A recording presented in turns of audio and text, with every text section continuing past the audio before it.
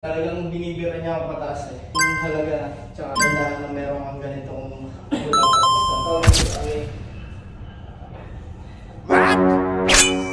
Ano to?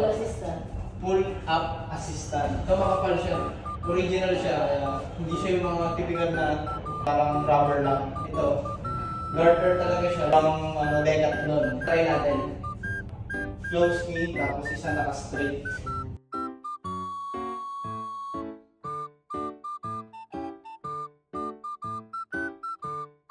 Baka talaga niya para ma-lift up ka. So, dito tayo sa second step. Sa pag-comfortable na yung paa nyo, hawak yung kamay nyo, para hindi mawala yung balance eh. Tuntong na madiin, sagad. Now, pull yourself up.